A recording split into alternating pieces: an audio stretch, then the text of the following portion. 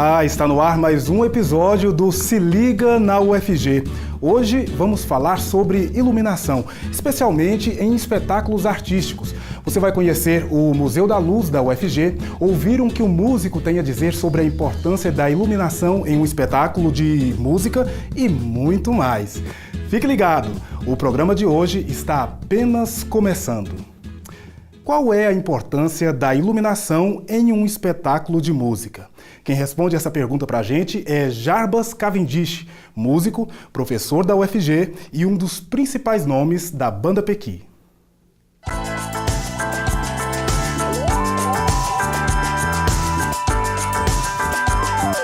Meu nome é Jarbas Cavendish, eu sou professor de harmonia funcional e prática de conjunto da Escola de Música e Arte Cênica da UFG e também regente e coordenador do projeto de extensão Banda Pequi. A Banda Pequi é um projeto de extensão em eterna expansão. 18 anos de uma convivência e de uma continuidade ininterrupta. É um grupo de músicos da Escola de Música e professores que tem como intuito pesquisar e executar gênero da música instrumental no formato Big Band. A iluminação das apresentações da Banda Pequi veio, na verdade, se formatando mais nesses últimos 4, 5 anos de trabalho nessa escala temporal. A princípio, a gente não tinha uma configuração de luz específica para os shows, para as apresentações, dependia muito do contratante, se haveria possibilidade ou não. Então, a partir do DVD do João Bosco e agora do DVD do Menini, é que a gente pôde pensar o que é uma luz para a Banda Pequi. Então, eu vejo assim muito claro na minha cabeça um trabalho de iluminação e outro trabalho de luz, né? Então, a gente trabalha mais com a questão da iluminação, de um palco mais seco, mais vazio e com nuances mais discretas para que a música seja realmente a referência que você vai ouvir. É claro que a luz, a imagem e o som eles se contemplam, né, de uma maneira exemplar. A ligação da luz com o que está acontecendo é fundamental para o sucesso, para a qualidade do que vai acontecer, como a música também, para o que está sendo proposto, uma imagem, por exemplo. Então eu acredito que encontrar esse equilíbrio entre qual é a luz daquela imagem ou daquele som que eu estou compactuando é vital. Então às vezes tem situações que eu vejo um espetáculo sonoro extremamente interessante e com a luz não adequada àquela qualidade de som ou aquele tipo de sonorização. E a gente sabe que a iluminação, ela hoje em dia, ela adquire caráter de espetáculo, ela por si só já é um evento, né? Então, acho que o equilíbrio dessa relação é muito importante. É lógico que no local onde a iluminação tiver o seu peso de força, se ela não tiver, você perde o espetáculo.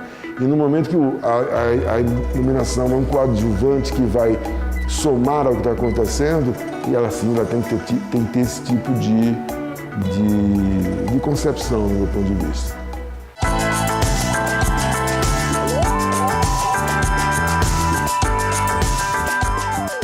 E já que luz é o tema de hoje, recebemos em nosso estúdio Viviane de Souza Cruz e Silva, arquiteta e professora da Universidade Federal de Goiás. Pode chegar, professora, tudo bem? Seja bem-vinda. Para começar a nossa conversa, diz aí, professora Viviane, qual é a importância da luz para a humanidade? A gente pode iniciar falando da luz natural, né? Que se não fosse ela, a gente não teria o nosso globo ocular, né? Que a gente seria até ser humano diferente. E, ao mesmo tempo, ela é que faz com que a gente produza uma substância, que é um hormônio, chamado de melatonina. E é o que faz a gente dormir e a gente acordar. E isso tem vários estudos falando que não ter a produção de melatonina causa muitos problemas de saúde. Depressão, causa problemas cardíacos, vários outros problemas. E a gente também não pode esquecer da iluminação artificial, que a iluminação artificial foi uma criação que fez com que a gente prolongasse o nosso dia. E isso foi muito bom para o ser humano em relação a trabalho, lazer e mais outras coisas.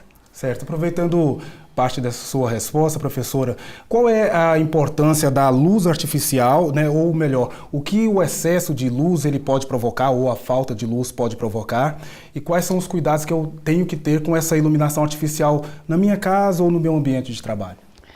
No ambiente de trabalho é uma preocupação um pouco maior, porque a gente fica a maior parte do nosso dia e a gente precisa ter uma qualidade de luz para a gente trabalhar. Isso pode causar ofuscamento, se você não tiver uma boa iluminação, isso pode causar também problemas como dor de cabeça, se você tiver um contraste da luz, muita luz num espaço e pouca luz em outro. E ao mesmo tempo, a gente tem que pensar na parte da iluminação cênica também, né? Que querendo ou não, o ambiente, ele tem uma iluminação cênica, que é a iluminação que valoriza um objeto, a iluminação que valoriza um quadro, que valoriza até uma parede, uma textura, que são cheios e vazios que o ambiente tem e que isso faz com que o ser humano também se sinta mais... Gera um bem-estar. Gera um bem-estar, né? Ele fica mais com maior aconchego naquele espaço. Até porque um ambiente de trabalho também tem que ter esse toque, né? Para que não fique uma coisa muito massificante, né? Sim. Bom, professora, já a gente continua essa nossa conversa, porque o Se Liga vai agora para o intervalo, mas volta daqui a pouco. Continue sintonizado na TV UFG.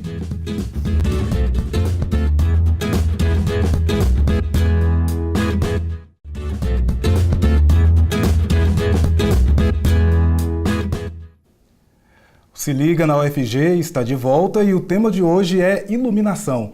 Por isso nós contamos com a presença de Viviane de Souza Cruz e Silva, arquiteta e professora da Universidade Federal de Goiás. Professora, a senhora já até começou a falar no bloco anterior, mas eu queria que explorasse um pouco mais sobre a história da iluminação artificial na nossa sociedade e quais são as mudanças que o mundo enfrentou a partir dela. A gente tem vestígios de que a luz artificial ela surgiu 3.000 a.C., mais ou menos, né, com lâmpadas a óleo. E depois disso, lá por volta do final de 1700 e alguma coisa, que não sei precisamente, que foi trocada, né, pela lâmpada a gás.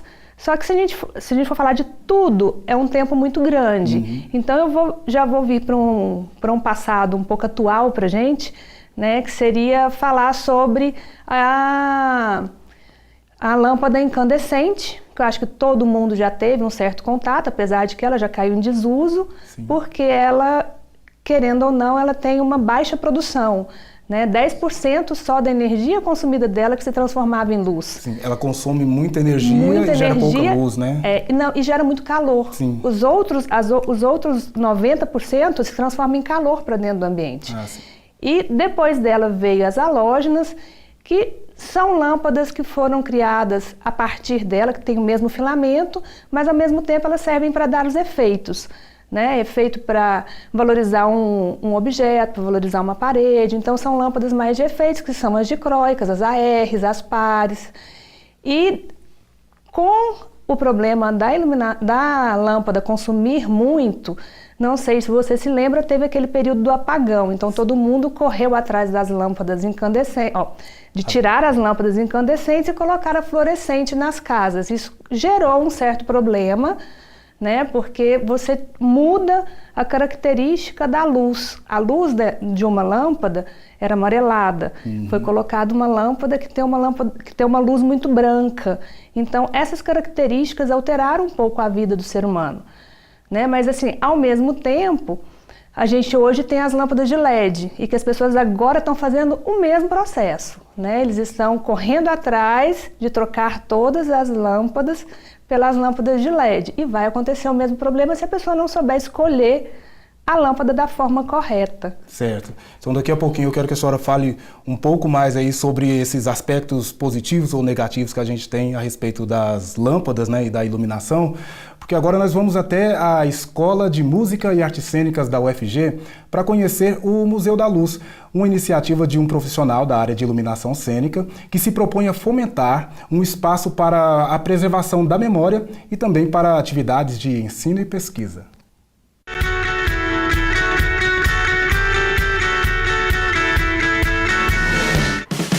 Olá, tudo bem? Me chamo Rodrigo e estou falando aqui direto do Museu da Luz. Fica aqui localizado dentro do Laboratório de Artes Cênicas e convido todos vocês a virem conhecerem. Vem!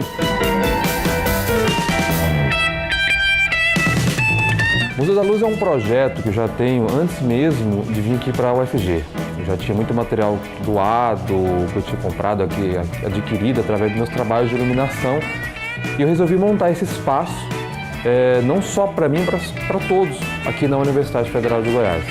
Então ele foi instalado agora no final de 2017 para 2018, onde eu tenho iluminações desde fontes de luz, que vêm de lamparinas até o LED, como outros equipamentos que trabalham com a luz, como mesas de controle de luz, projetores, máquinas fotográficas, filmadores e tudo mais.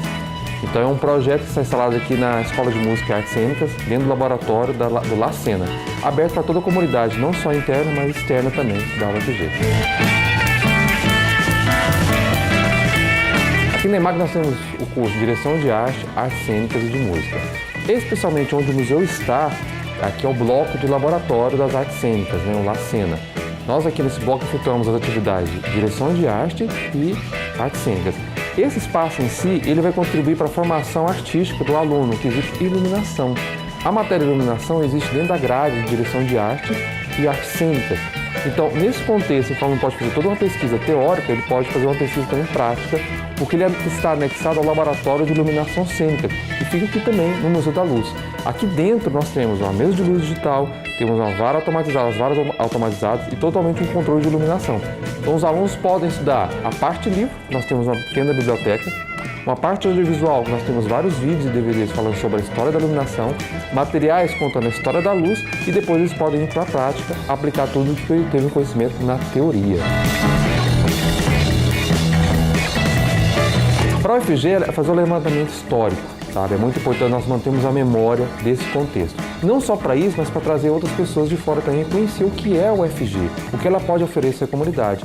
Tanto que esse espaço já recebeu visita da Universidade Estadual de Goiás, do Grupo do Gustavo Ritter, e está vindo agora programando uma visita até de universidades fora de Goiânia, como a Universidade de Rio Verde. E estamos programando que a turma venha aqui conhecer o que a UFG pode oferecer para a comunidade. Não só os cursos de graduação e cursos livres, mas também conhecimento aberto. Tanto que esse espaço ele está aberto para todo mundo. Quem quiser vir, pode vir conhecer o Museu da Luz, o espaço e o Laboratório de Artes Cênicas.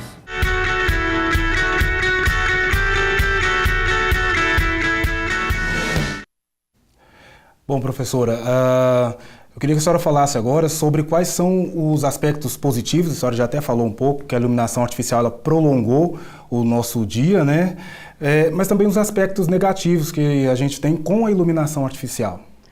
A gente pode perceber com a iluminação artificial que, além da gente ter prolongado o nosso dia, a gente prolongou também o nosso momento de lazer, o nosso momento de trabalho.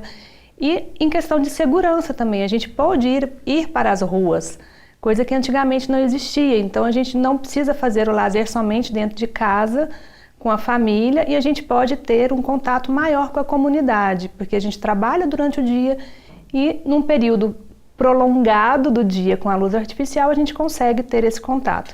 Só que ela também nos gerou o problema que eu inicialmente falei na primeira pergunta do ciclo circadiano. A gente parou de produzir melatonina. Então a gente parou de ter o nosso ciclo de acordar e dormir como o organismo precisa. Então isso gerou alguns problemas. E a vida desenfreada que hoje a gente acaba levando porque a gente esquece um pouco do nosso lazer por conta do trabalho. É verdade. A senhora falou também sobre esses períodos que nós trocamos de lâmpada da incandescente para a eletrônica e agora para a de LED, aí saiu de uma luz mais amarelada para uma luz muito branca. Isso também pode trazer algum prejuízo? Pode, porque o nosso organismo precisa do amanhecer e do entardecer. porque é isso que faz a produzir melatonina e fazer com que diminua a quantidade de melatonina no nosso corpo. Então, ter uma luz só branca, que é a luz do meio-dia, só aumenta a produtividade. Então, isso para trabalho é ótimo, mas isso para o nosso organismo não. Então, seria mais ou menos isso. A gente tem que fazer com que tenhamos, no momento adequado, uma luz de meio-dia e no momento de descanso, uma luz mais amarelada. Ok, já já a gente continua conversando. O Se Liga já já volta, daqui a pouco tem mais.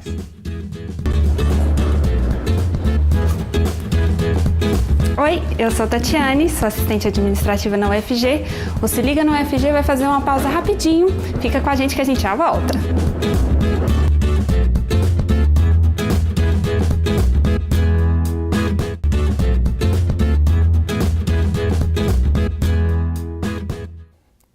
O Se Liga na UFG está de volta e o tema de hoje é iluminação.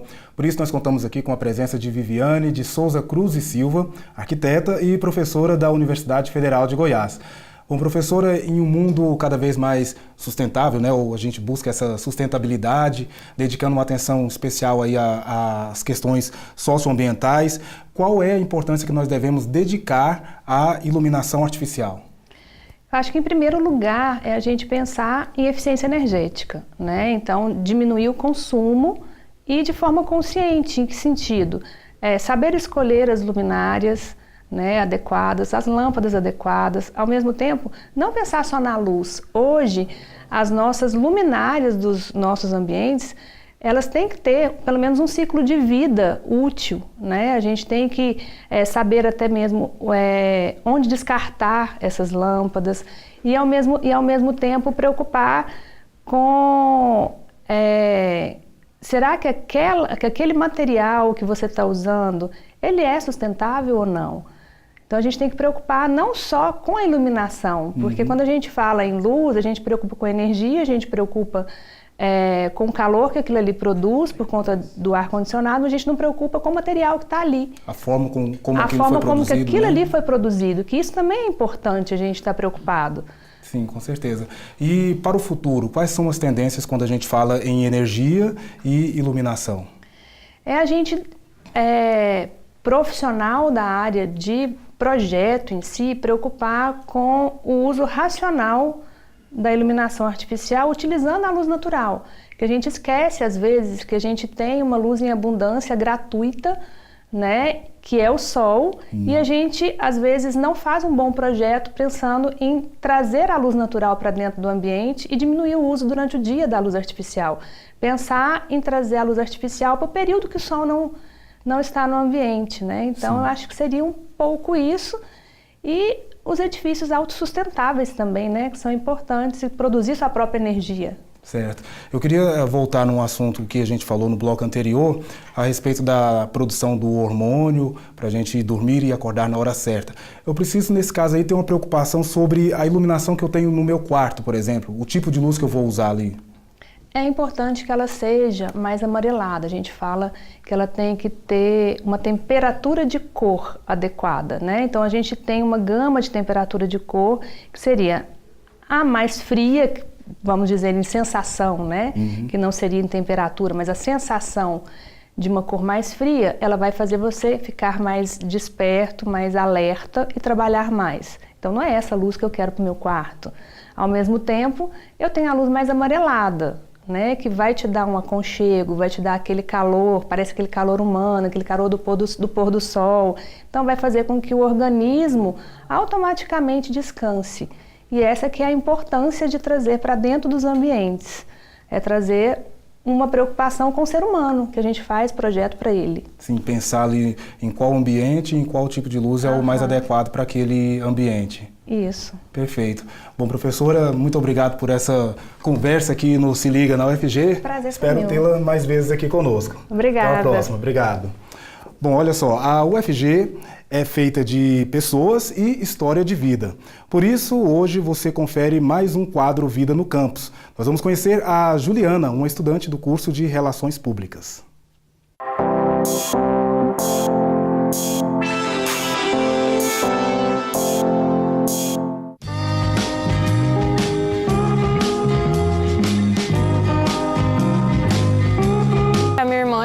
formada aqui, ela se formou aqui em jornalismo em 2014 e durante a graduação dela eu vim aqui 2 vezes no Espaço das Profissões. Era um ambiente muito diferente, né? Porque como eu estava na escola, que é um lugar muito maior, muito mais amplo, com gente de tudo quanto é jeito, então eu realmente quis estudar aqui. No meu primeiro período eu tive um pouco de dificuldade de adaptação, porque eu entrei muito nova, eu entrei com 16 anos, então eu não conhecia ninguém, era todo mundo muito diferente, mas foi pouco tempo e logo eu me adaptei muito. Eu participei de um projeto de extensão que era uma disciplina, uma optativa, que acabou se tornando um projeto de extensão porque a gente produziu um livro, que era da disciplina de tipografia de cordel. Então a gente foi no Segraf, fez todo um trabalho manual e acabou virando o livro, que ele é vendido nas livrarias da UFG. Eu também participei dos Compex, acho que em todos os Compex desde que eu tô aqui. E geralmente eventos internos aqui da FIC, eu sempre venho em todos. Eu fiz estágio na Ascom, na época do mandato do Orlando. E foi uma experiência muito boa conhecer a dinâmica da própria universidade, porque lá eu fazia muitos trabalhos internos e conheci muitas outras faculdades dentro da universidade. Então eu tive contato com alguns pesquisadores, alguns projetos de extensão que eu não conhecia. Então foi uma coisa muito boa você saber da universidade, estando dentro da universidade e trabalhando também dentro da universidade.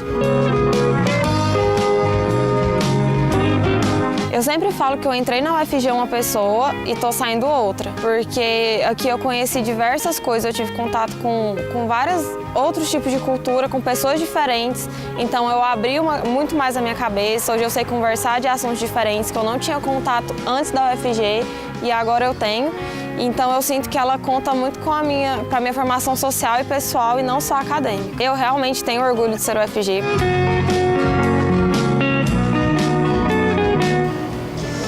Meu nome é Juliana Cardoso e essa tem sido minha história com a UFG.